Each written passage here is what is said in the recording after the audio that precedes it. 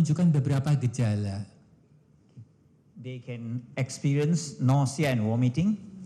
Antara lain mual dan muntah. And if it's more, respiratory difficulties. Kesulitan bernafas. Symptoms such as headache and dizziness. Gejala seperti sakit kepala dan pusing atau pening. And if the dose is extensive or a lot, if the dose is high, dan kalau dosisnya tinggi, they can go into seizures or fits. Korban bisa kelojotan dan kejang-kejang. And eventually death will occur. Dan akhirnya meninggal dunia. In general, secara umum, how fast cyanide causes death? Seberapa cepat sianida dapat mengakibatkan kematian? Depends on the route of administration. Tergantung dari cara masuknya sianida tersebut ke dalam tubuh. In cyanide gas, apabila berbentuk gas, it will go into the lungs. Maka gas yang mengandung sianida tersebut akan masuk ke dalam paru-paru and will cause death fairly rapidly. Dan akan menyebabkan kematian cukup cepat. If the concentration is high. Apabila konsentrasinya tinggi. If through the mouth. Apabila masuk lewat mulut. The rapidity of death. Maka kecepatan meninggalnya korban is usually slow. Biasanya lebih lama.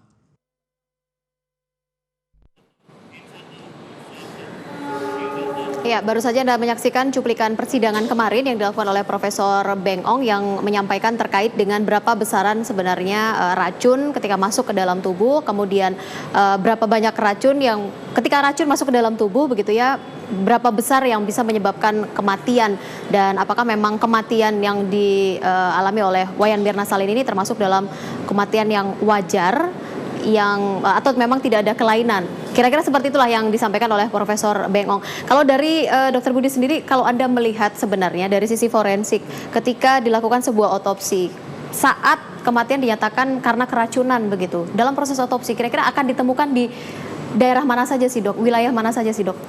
Baik, berkaitan dengan racun yang masuk dalam tubuh, tentunya kita akan menilai dulu atau ingin mengetahui dulu masuknya lewat mana dan selanjutnya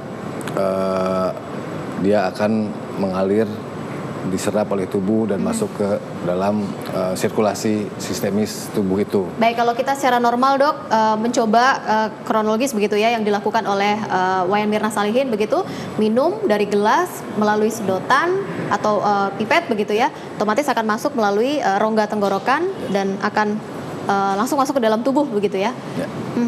Ya, artinya masuk ke lambung, di lambung akan diserap. Selanjutnya dari serapan itu masuk ke pembuluh darah masuk ke organ-organ, dalam hal ini masuk ke hati dan selanjutnya ke organ-organ yang lainnya ya. Tentunya kalau kita bicara apabila ditanyakan di mana saja kita bisa menemukan racun, tentunya pada semua organ atau jaringan tubuh yang dilewati racun itu, apabila kejadiannya belum lama, itu bisa ditemukan. Kalau yang terjadi dalam kasus ini adalah 3 hari setelah kematian baru dilakukan otopsi, apakah memang akan berpengaruh terhadap hasil otopsi? Tentunya karena mengingat seberapa besar dok pengaruhnya? Ya, mengingat sifat racunnya itu sendiri. Sifat racunnya sendiri kalau kita bicara itu sianida, tentunya dia akan berubah dengan berjalannya waktu dan terjadi penguapan dan selanjutnya sehingga kadarnya semakin lama semakin menurun. Artinya kapan otopsi itu harus dilakukan ketika seseorang sudah dinyatakan meninggal? Ya, secara ideal dari sisi ilmu kedokteran forensik sesegera mungkin. Pasca kematian ditentukan bahwa itu adalah suatu kematian tidak wajar. Sesegera mungkin itu dilakukan proses otopsi. Kenapa? Karena itu merupakan golden time atau waktu yang sangat berharga untuk bisa mendapatkan hasil atau bukti-bukti berkaitan dengan kematiannya itu sendiri. Dan juga bisa sangat membantu penyidik dalam hal untuk mencari adakah jenis zat racun itu di TKP atau siapa yang disangkakan, dicurigakan gitu. Baik, saya ke Pak Yudi yang sudah masih tergabung begitu ya bersama kita di sini, Pak Yudi. Ya, besok adalah agenda sidang yang akan dilanjutkan kembali begitu ya, sidang ke-19 kalau saya tidak salah untuk kasus ini. Kalau dari kesaksian kemarin Pak Yudi, apakah memang sudah cukup kuat begitu dari pihak Anda dengan menghadirkan Profesor Beng Ong sebenarnya? Bukan kuat tidak kuat ya, kita sebagai penasihat hukum menunjukkan hal yang benar, ya. Yang netral tidak pihak sana, tidak pihak sini. Itu data alat bukti sampel yang 1 sampai 5 itu dari kepolisian, pemeriksaan kepolisian sendiri. Awal kematian itu diambil cairan lambungnya, tidak mengandung cyanida yang waktu di APNS Waluyo itu. Pemeriksaan pertama. Iya, tidak ada mengandung cyanida. Loh, kenapa setelah 3 hari pasca kematian kok mengandung cyanida 0,2 mg per liter dalam lambung? Nah, itu. Artinya itu yang menjadi pertanyaan. Menurut ahli kemarin itu kan dikatakan cyanida alami yang dikeluarkan oleh lambung pasca kematian. Jadi tubuh manusia itu sangat kecil sekali itu, 0,2 itu tidak menyebabkan kematian. Jadi yang cyanida yang pertama kali Mirna itu meninggal terus diambil cairannya semua itu negatif semua, Mbak. Negatif cyanida gitu loh. Tidak ada keterangan. Kenapa setelah 3 hari bisa positif cyanida 0,2 katanya yang menguap enggak benar itu. Besoklah dijelaskan ahlinya. Baik. Cyanida enggak bisa sebagian saja nguap, tapi harus ada di hati menjadi tiosianat, menjadi di air seni ada. Besok akan dijelaskan oleh ahli kita. Baik, artinya besok Anda juga akan kembali menghadirkan seorang saksi ahli begitu ya? Oh iya, ahli dan toksikologi nanti. Toksikologi. Yang lebih jago, iya. Pak Yudi, kami juga sempat mendapatkan informasi begitu ya bahwa dari pihak Anda akan menghadirkan saksi yang tidak sempat dihadirkan oleh pihak JPU. Apakah memang demikian? Ya, kita lihat nanti ya, kita nggak bisa berandai-andai ya. Tergantung orangnya mau atau tidak kan gitu. Kita nggak bisa berandai-andai ya. Artinya tetap dalam agenda Anda begitu ya? Iya, tapi kita nggak bisa berandai-andai. Baik, tidak bisa kita dapatkan bocorannya sedikit begitu ya dari Pak Yudi? Gimana? Tidak bisa kami dapatkan bocorannya sedikit begitu ya dari Anda, Pak Yudi? Oh ya, gitu aja bocorannya seperti itu kan dia aja. Bocorannya kita singkat saja, besok adalah saksi ahli seorang toksikologi begitu ya? Kita bukan teku atau ceret, tak pernah bisa bocor. Ya, gitu. Baik, kalau begitu. Kalau kita teku, ceret bisa bocor. Baik, Pak Yudi terima kasih sudah bergabung bersama kami dan kita nantikan kembali persidangan besok seperti apa kelanjutan dari persidangan Jessica Kumala Wongso. Ya, terima kasih Pak Yudi, selamat malam. Selamat malam. Baik, Dok, orang meninggal memang bisa membuat cyanida begitu di dalam tubuhnya, kalau tadi Pak Yudi mengatakan? Ya, dari beberapa literatur memang seperti itu ya. Artinya begini,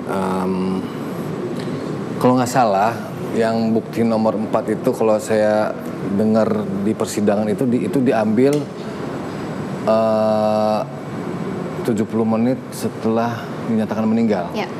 Artinya itu diambil di Rumah Sakit Abdi Waluyo. Ya, tentunya begini. Kita punya tata cara pengambilan sampel dan selanjutnya agar sampel itu bisa baik pengambilannya cukup menghasilkan, bisa memberikan bukti-bukti dan selanjutnya deh. Artinya ya berkaitan dengan sampel BB4 ini yang dikatakan negatif, ya kalau saya sih mempunyai pertanyaan, apakah cara pengambilannya benar atau tidak, itu aja. Cara pengambilan yang benar itu seperti apa? Ya tentunya apakah benar itu adalah cairan lambung, dan diambilnya seperti apa, dengan cara seperti apa, sehingga kita bisa memastikan itu memang seperti yang dilabelkan cairan lambung. Jadi kita katakan itu sebagai chain of custody-nya, rantai pembuktiannya itu harus baik gitu ya kan. Artinya apa yang diperiksa begitu ya harus sesuai dengan prosedur yang dijalankan begitu. Tapi Anda bukan dalam artian untuk mengatakan bahwa ini prosedurnya tidak benar. Oh enggak, tidak bukan, juga seperti bukan. itu begitu Saya ya. hanya berpikir kan dikatakan negatif, Ya. padahal di dalam lambung kan positif. Artinya ada sesuatu yang tidak match di sini. Nah, dalam hal ketidakmatchan ini, saya berpikir apakah ini ada hal-hal tertentu yang mungkin berkaitan dengan suatu pengambilan dan selanjutnya gitu. Oke, baik Pak Akhir, catatan penting dari Anda seorang ahli hukum pidana kalau melihat kasus ini, apakah memang akan bisa terurai begitu secara sempurna? Kalau kemarin jaksa penuntut umum sudah berhasil begitu ya merangkaikan cerita dari versi jaksa penuntut umum. Kalau dari kacamata Anda melihatnya? Iya, saya kira endingnya nanti pasti akan terangkai. Tinggal tentu pihak jaksa akan merangkai versinya, pihak penasihat hukum merangkai sisinya, pasti akan bertolak belakang. Ya. Nah, ini yang saya selalu katakan, ini bagaimana merebut keyakinan hakim. Dia siapa yang paling bisa meyakinkan hakim dengan keterangan ahlinya dia. Karena akhirnya nanti apapun hakim harus memutus. Ya. Ada dua kemungkinan di dalam kasus itu.